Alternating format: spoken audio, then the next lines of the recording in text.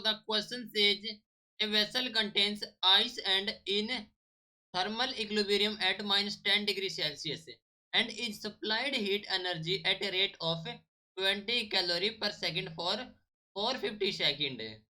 If the mass of ice is 0.1 kilogram and due to supply of heat energy, the whole ice just melt. Find the water equivalent of the vessel. Take specific heat of ice is 0.5 calorie gram inverse degree Celsius inverse and specific heat of the vessel is 0.1 calorie gram inverse degree Celsius inverse and latent heat of fusion is 80 calorie gram inverse and assume that no heat is transferred to the surroundings.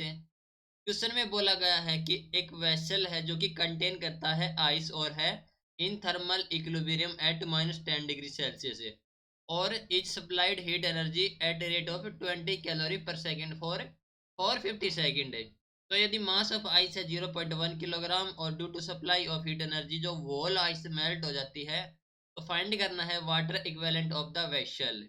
यहाँ पर हमें value दी गई है specific heat of ice is 0.5 calorie gram inverse degree Celsius inverse और specific heat of the vessel दे रखी है 0.1 calorie gram inverse calorie inverse kelvin inverse and latent heat of fusion is 80 calorie gram inverse और assume करना है कि no heat is transfer to the surrounding. तो इस क्वेश्चन के लिए हमारा की कॉन्सेप्ट यूज हो रहा है that is heat supply and specific heat capacity. Heat supply and specific heat capacity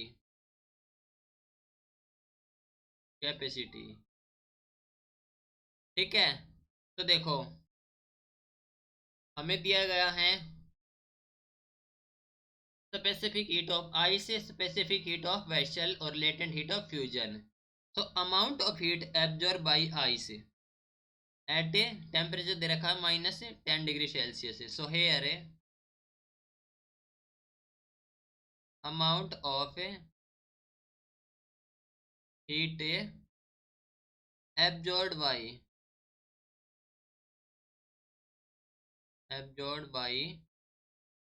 ice at -10 degree Celsius -10 degree Celsius to just melt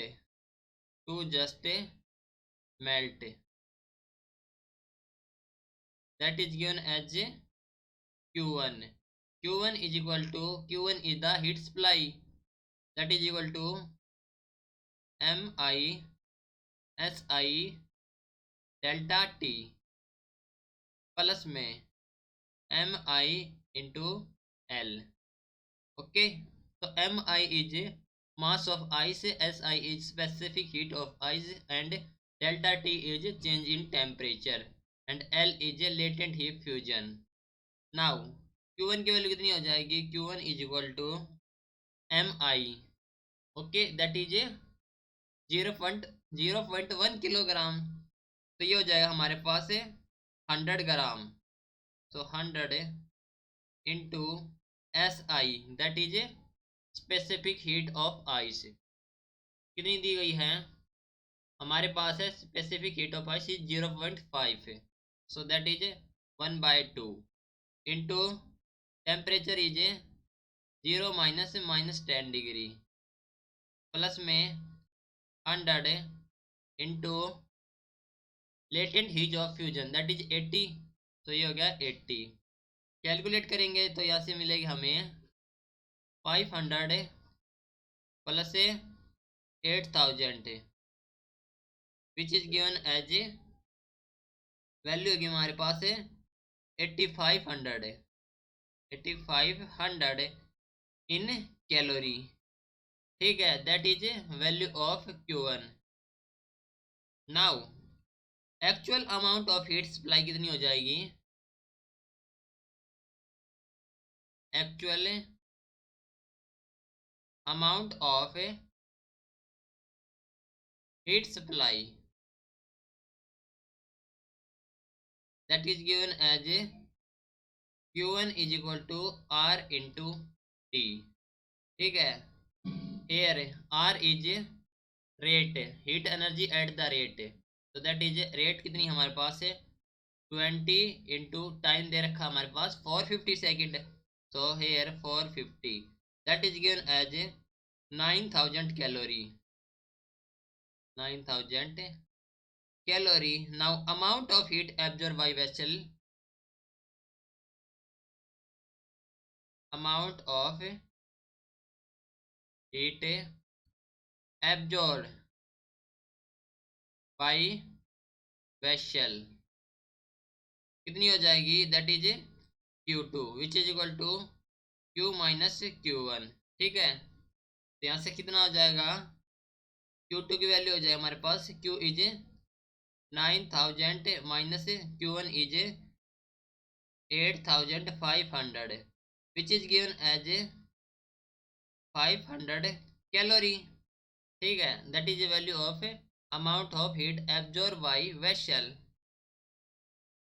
ठीक है, तो यहाँ पर क्या हो जाएगा, Q2 इज M of V S of V into delta T which is given as M of V into S of V is 1/10 into delta T that is 10। सो यहाँ पर M of V हो जाएगा हमारे पास 500 ग्राम। ओके, ना water equivalent कितना हो जाएगा, water equivalent, water equivalent हमें पता है that is MVSV, mass MVSV। तो यहाँ पर MV की वैल्यू कितनी है हमारे पास है, MV इज 500 और इंटू SV हमारे पास है 1/10, तो ये हो गया हमारे पास 50 gram. Okay, that is the water equivalent. Hope you understood it well, best of luck, thank you.